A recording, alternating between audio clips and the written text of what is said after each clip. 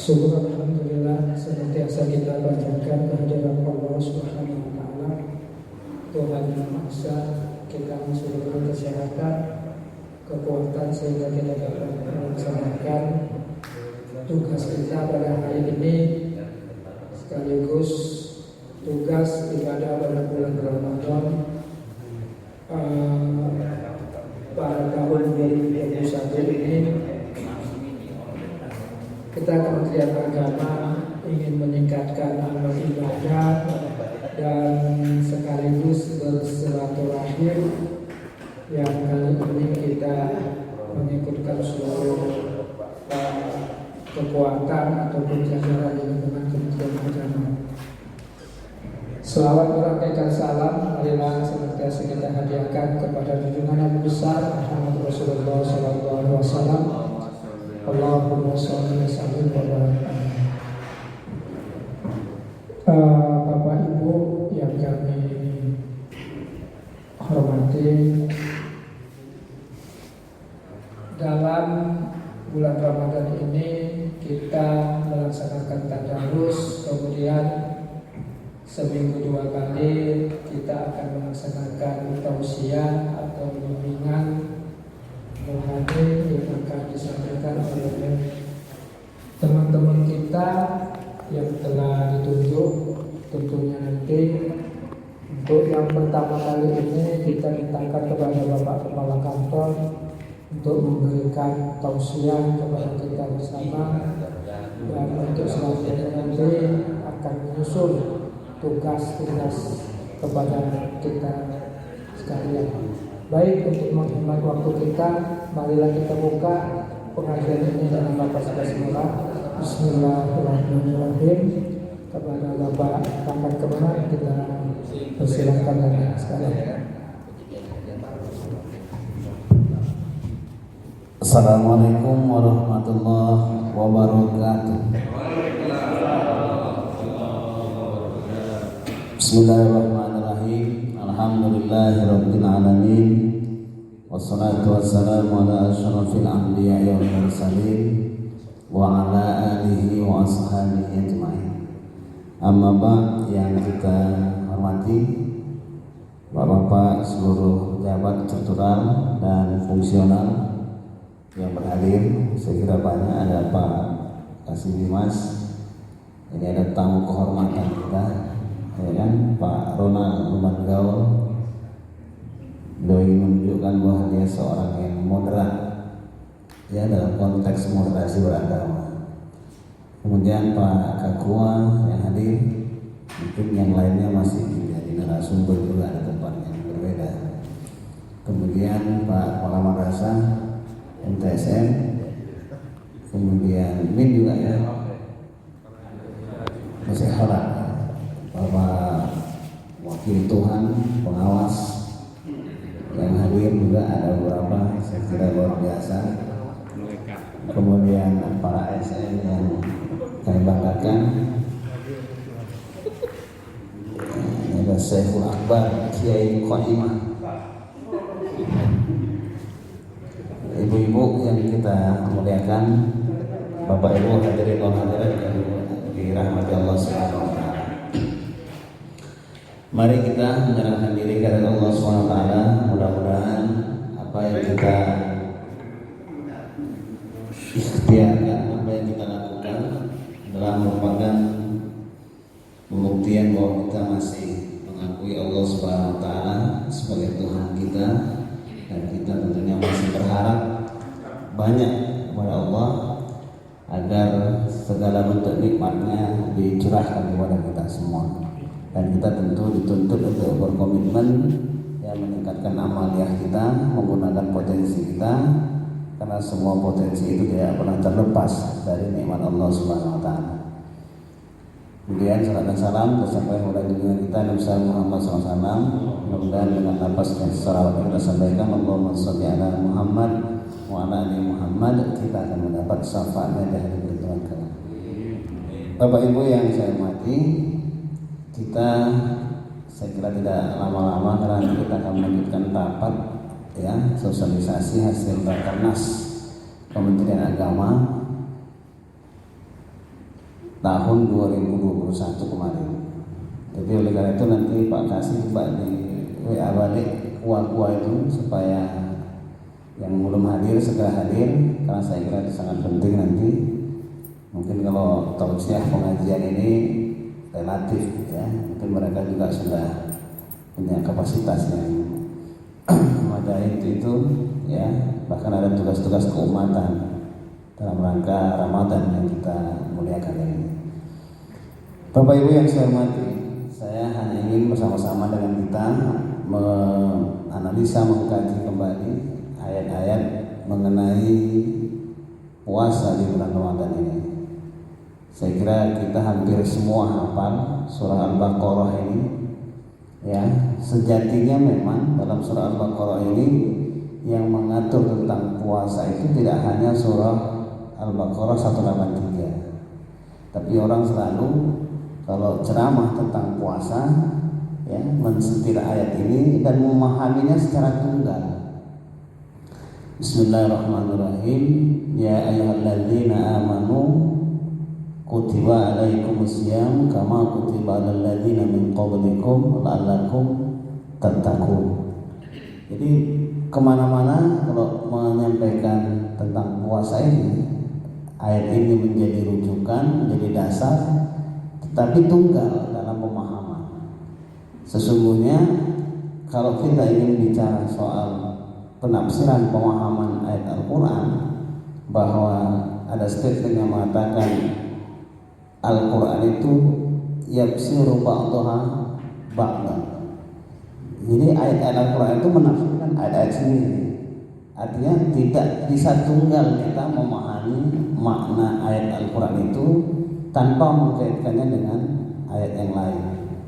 Jadi masing-masing ayat bahkan surat ada yang saling menjelaskan, saling menguatkan, saling merincikan. Dalam ilmu tafsir ini disebut ilmunya munasabah. Ada munasabah antara satu ayat dengan ayat yang lain. Jadi kalau kita pahami dalam surah Al-Baqarah 183 ini ya, dia kan masih statement umum global ya, yang hanya memenuhi standar syarat, status hukum dan tujuan. Nah, kita kira-kira gitu kalau dalam bahasa. Ya ayyuhalladzina amanu, Allah memanggil orang-orang yang beriman, berarti iman itu bahagian dari syarat bagi orang yang akan ikut dalam panggilan itu. Jadi kutiba alaikumusiyam, diwajibkan atas kamu berpuasa, itu status hukumnya, ada kewajiban, ada perintah di dalam. Jadi kalimat ya ayyuhalladzina amanu itu sering hanya dua tolaknya, dua tuntutannya. Yang pertama perintah, atau yang kedua larangan. Ya. Hai orang-orang yang beriman, janganlah kamu saling membunuh, itu berarti larangan. Ya. Hai orang-orang yang beriman, diwajibkan atas kamu berpuasa, itu berarti perintah. Kama kutiba alaikumusiyam. Jadi bapak-bapak dan saudara sekalian, kenapa di situ tidak kalimat kama sebagaimana puasanya orang yang terdahulu? Dalam bahasa Arabnya tidak kutibanya yang diulang. Kenapa siamanya? Kenapa tidak siamanya yang diulang? Hai orang-orang beriman, diwajibkan kepada kamu berpuasa sebagaimana puasa orang-orang yang terdahulu. Harusnya kan kenapa begitu? Artinya bahwa di sini status hukumnya yang menjadi status hukum ini, bukan puasanya. Ya, artinya umat-umat yang dulu juga sudah pernah mendapat perintah kewajiban untuk melaksanakan puasa. Puasanya bagaimana? Tentu tidak sama, maka tidak sama diulang kembali dalam ayat tersebut. Jadi tadi pertama syarat orang yang menerima perintah itu adalah orang yang beriman, karena dianggap oleh Allah Subhanahu wa taala bahwa hanya orang beriman lah yang akan bisa merespon perintah puasa itu. Kan ada gitu perintah dibuat, ya kan, ditujukan kepada seluruh ASN Kementerian Agama sedang berdaging. Dianggap ASN sedang berdaging inilah yang akan bisa melaksanakan perintah tersebut, ya kan? Nah, itu. Jadi sasarannya apa? Sasarannya adalah la'allakum tattaqun. Jadi ada syarat, ada status hukum, ada sasaran, tujuan. Tujuannya adalah menjadikan orang yang bertakwa. Jadi kalau kita mau pecah Bapak dan Ibu, dalam surah Al-Baqarah 183 itu isinya adalah tentang bagaimana Allah menegaskan tentang syarat, status hukum dan tujuan pelaksanaan puasa. Lalu pertanyaan, kapan puasa itu dilakukan? Kan itu. Bapak dan Ibu yang saya hormati, di ayat 184 barulah Allah menyinggung tentang waktu pelaksanaan puasa. Ya kan, disebutkan bahwa dalam surah ayat 184 ayyaman ma'dudat, ya, yaitu beberapa hari tertentu. Belum ditentukan, Pak. Dari 183 ke 184 itu belum ditentukan kapan puasa yang diwajibkan Allah itu, ya, yang bisa menjadikan kita menjadi orang yang bertakwa. Masuk kepada ayat berikutnya, Allah mengatakan bahwa puasa itu dilakukan dalam waktu-waktu tertentu. Ya, artinya tidak selamanya, tapi ada batas, ada pembatasan. Ya, ada pembatasan kapan puasa itu akan dilaksanakan. Faman kana minkum maridan aw ala safarin fa iddatun min ayyamin ukhra. Nah, kalau ini maknanya adalah bagi siapa yang memiliki, ya, persoalan yang dia tidak bisa melaksanakan puasa itu, ya, persoalannya sakit, wa in kana minkum maridun, apabila mereka sebagai mereka adalah dalam keadaan sakit, au safar, atau dalam perjalanan atau punya kesulitan lain, maka boleh, ya, diganti pada waktu yang lain. Jadi ini Allah ingin menanamkan prinsip bahwa Allah membangun kesadaran, ya, dengan adanya pengecualian. Jadi dalam ayat ini Pak, nanti seharusnya ada kalimat yuridukumullahu yusra wa la yuridukumul usra. Allah menginginkan, memberikan kemudahan kepada kita, dan Allah tidak menginginkan kesulitan. Jadi dalam beragama itu juga begitu, ya. Prinsip kemudahan itu ada dalam puasanya juga disebutkan. Bagi yang nggak sanggup bukan dipaksa orangnya, ya kan? Misalnya yang lagi hamil, ya, atau lagi menyusui, mana lebih berat Bu Era, menyusui atau hamil? Hah? Hamil yang berat. Kalau menyusui?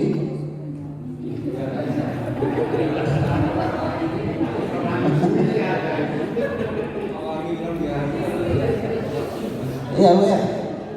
Atau karena hamil itu menanggungkan sendiri, kalau menyusui itu ada interaksi itu juga. Itu siapa kemarin yang kirim di TPKR juga? Itu apa ya? Karena itu mungkin itu lebih paham. Itu multi interpretasi, iya Bu ya. Hah?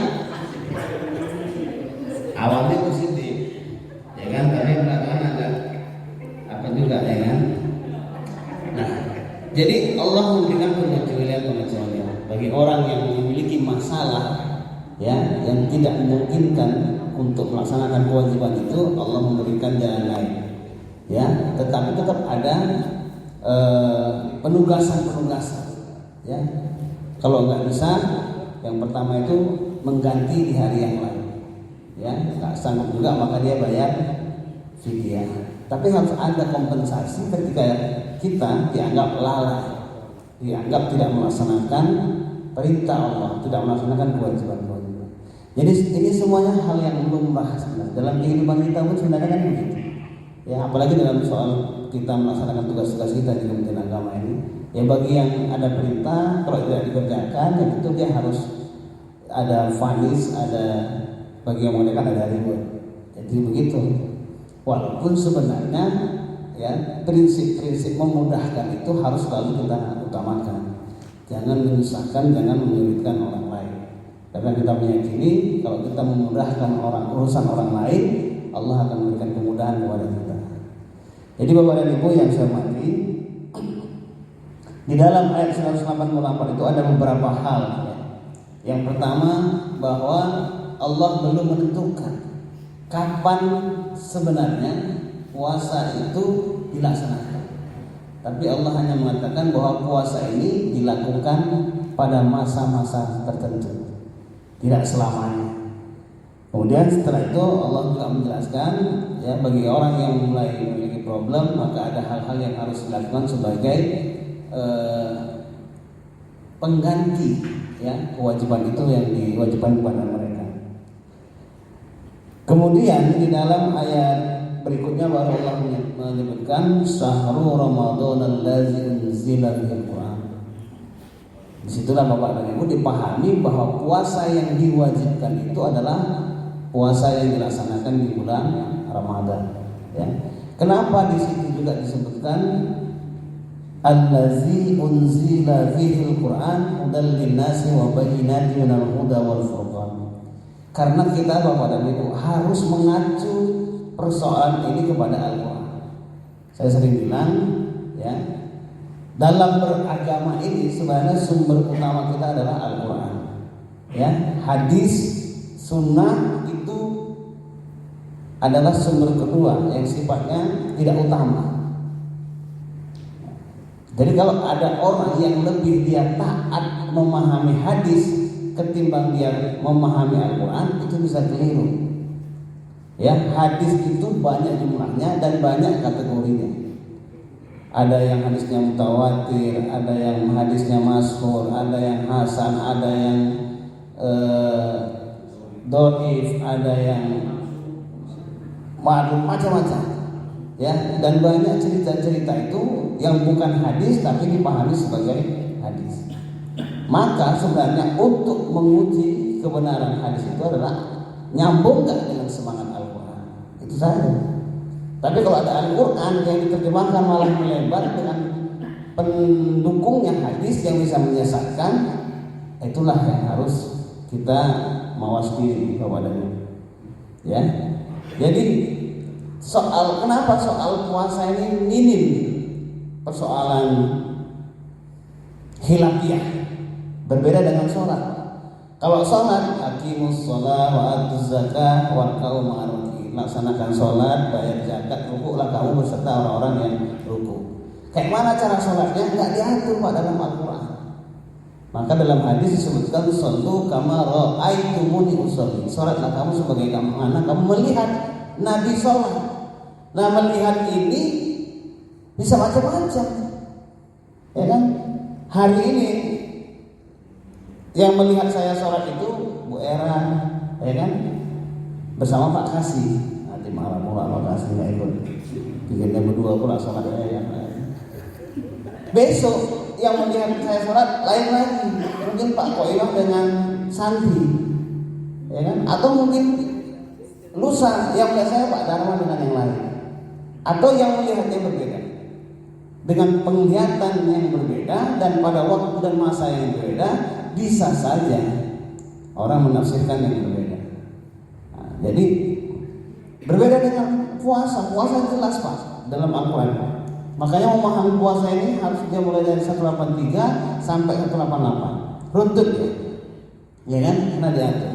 Ya, kewajibannya, statusnya bagaimana, kapan waktunya, kalau nggak bisa puasa bagaimana, jelas. Makanya orang jangan ribut khilafiyah soal puasa. Kan itu. Yang ribut itu soal menentukan kapan awal puasa dan kapan akhir Ramadan memasuki hari raya. Dan itu dimaklumi karena kalimat yang Allah gunakan itu adalah faman syahida, bagi orang yang menyaksikan, bukan melihat langsung dan bukan menghitung. Ya, maka ada ru'yah, ada hisab, metodologi. Itu persoalan metodologi Bapak dan Ibu.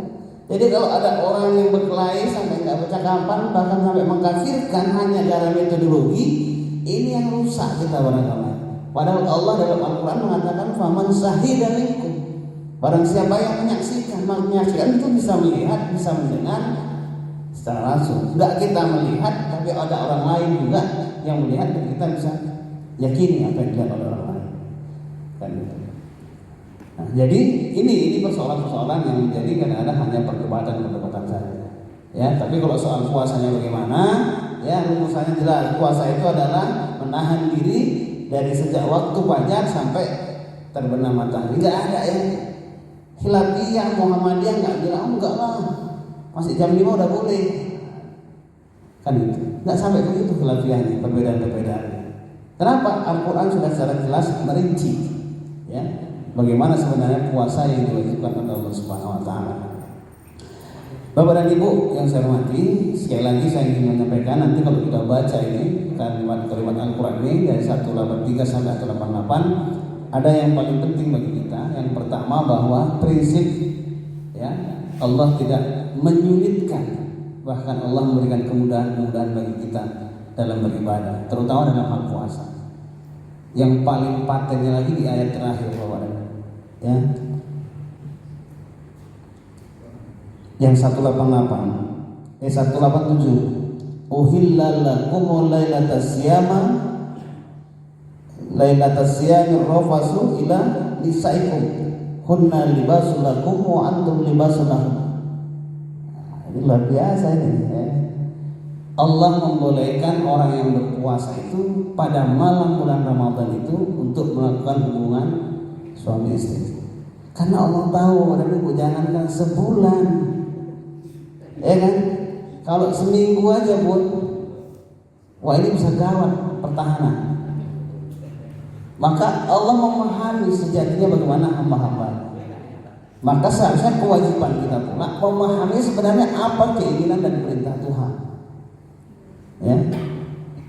Karena itu di ayat di atas ada disebutkan, "Idza sa'alaka ibadi anni fa inni qarib." Dan jika seandainya hamba-Ku itu minta kepadaku, yakinilah bahwa Aku dekat. Bagaimana supaya kita dekat dengan Tuhan? Puasa caranya. Sudah dikasih tahu di ayat-ayat sebelumnya bahwa cara mendekatkan diri kepada Allah adalah dengan puasa. Nah, jadi kita bagaimana kalau ada puasa? Kita berusaha menjadi hamba-hamba yang baik, budak-budak yang baik, ya, kepada Allah Subhanahu Wa Taala. Apa cirinya? Yang pertama, hamba yang baik itu, ya, selalu bermohon kepada Allah Subhanahu Wa Taala. Kalau kita merasa kita hamba, jadi kita sederhanakan aja bahasanya. Kalau kita merasa kita bawahan, tapi nggak pernah meminta kepada yang di atas, itu namanya kan kemana? Ya kan, sombong, ketentengan lah. Udah di bawah, ya kan, banyak butuh tapi nggak pernah minta, tahankanlah, itu kira-kira, ya kan. Kalau orang kampung bilang gengsi, ini orang yang gengsi. Tapi hamba yang baik itu kita sadar bahwa kita adalah makhluk Tuhan, ciptaan Allah, ya kita minta, kita bermohon kepada Allah. Dan itu disebutkan di dalam surah Al-Baqarah ini. Wa idza sa'alaka ibadi anni fa inni qarib ujibu da'wata da'i ijadani. Maka Aku dekat, maka bermohonlah. Kalau bermohon pasti akan Aku beri. Kan itu. Yang kedua, memenuhi segala perintah. Hamba itu harus patuh kepada perintah Allah, harus taat kepada perintah Allah. Kalau bandel merengkel siapapun nggak akan senang ketika orang yang memberikan perintah itu tidak taati aturan ataupun perintahnya. Yang ketiga, dan dia hanya beriman kepada Allah Subhanahu Wa Taala. Ini tiga ini dalam ayat ini, ya kan? Fal yastajibu li wal yu'minu bi la'allahum yarshudun. Beriman ini kan meyakini, ya kan, bahwa Allah itu adalah Tuhan kita, Rasulullah itu adalah Nabi kita, Al-Quran adalah kitab kita. Itu adalah, kalau dalam bahasa kerja kita adalah loyalitas, ya kan, kepatuhan. Jadi coba kita mentransfer makna-makna, ya, pemahaman ayat ini kepada konteks kita bekerja, ya kan. Jadi pertama tadi, ya, seorang hamba itu harus meminta, memohon kepada Tuhan sebagai, ya, yang menciptakannya, ya, kemudian meyakininya, kemudian juga mematuhi segala perintahnya. Bapak dan Ibu yang saya hormati, ya, kita kembali kepada cerita tadi bahwa Allah memberikan dispensasi kepada orang-orang yang berpuasa untuk boleh melakukan hubungan suami istri pada malam hari. Karena ini saya kira yang paling menarik ini, Pak Kasih. Ya kan? Saya semalam ada baca berita dari Agus Salim, ya, soal orang yang puasa soal mandi junub. Ya kan? Itu ada baca juga. Ada orang pemahamannya kalau dia berhubungan suami istri, ya kan, kemudian tidak mandi junub sehingga dia tidak berpuasa. Maka dia paksa malam-malam harus mandi. Tetangganya pun bingung. Ini suatu buang tabiat ini. Malam-malam kok mandi berjubel-jubel kan? Kalau sekarang masih lumayan, Pak Suhan sumurnya di dalam, ya kan? Dulu kalau sumurnya di luar, apa enggak bikinnya mandi kembang? Ya kan? Kemudian ada yang berpikir karena dia tidak mandi, ya, maka dia tidak wajib berpuasa. Cuman memang persoalannya kepada kewajiban sholat subuh, ya, karena wajib hukumnya orang melaksanakan sholat itu adalah suci, ya, maka dia harus sebelum melaksanakan subuh dia harus suci dari hadas besar maupun hadas kecil. Tapi intinya Bapak dan Ibu, Allah tahu, ya, bahwa manusia butuh dengan itu adalah keinginan alamiah yang tidak bisa dihindari, maka diperbolehkan pada malam hari. Seandainya pun Allah larang itu, pasti banyak yang ingkar, pasti banyak yang kebablasan, ya kan?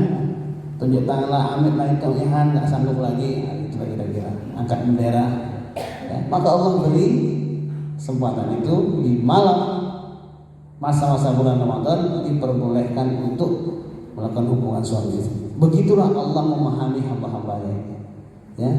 Jadi hamba yang cerdas, la'allakum yarsudun tadi, ya, di ayat 186 itu di ujung, la'allakum yarsudun, semoga kamu menjadi orang yang bisa menangkap nilai-nilai kebenaran. Yang cerdas itu, ya, kalau kita bisa menangkap sebenarnya bagaimana maunya Tuhan, bagaimana perintah Tuhan, dan kita bisa menyesuaikan keinginan kita dengan keinginan Tuhan. Kita yakini bahwa Allah tidak akan pernah menyulitkan hamba-hambanya, dan Allah pasti akan memberikan kemudahan-kemudahan kepada hamba-hambanya. Jadi prinsip hidup, berilah kemudahan kepada orang lain dan jangan sampai kita menyusahkan urusan orang lain. Karena itu adalah semangat yang dibangun bagaimana hubungan antara Allah dengan hamba-hambanya. Saya kira demikian, terima kasih. Wassalamualaikum warahmatullahi wabarakatuh. Kata kuncinya kalau kita mengutip istilah FOS, keseimbangan, ya. Puasa tadi menurut Pak Kakan tadi keseimbangan untuk antara hawa nafsu dan kepatuhan kepada Allah, sedangkan generasi adalah keseimbangan antara agama kita dan kepada agama yang lain. Baik, terima kasih kepada Bapak Kakan Kemenak yang telah memberikan tausiah dan penerangan kepada kita bersama. Kita ketemu pada Selasa depan. Baik, marilah sama-sama kita tutup pengajian ini atau tausiah ini dengan lafaz hamdalah. Alhamdulillahirabbil alamin. Wallahul muwaffiq ila aqwamit thoriq. Assalamualaikum warahmatullahi wabarakatuh.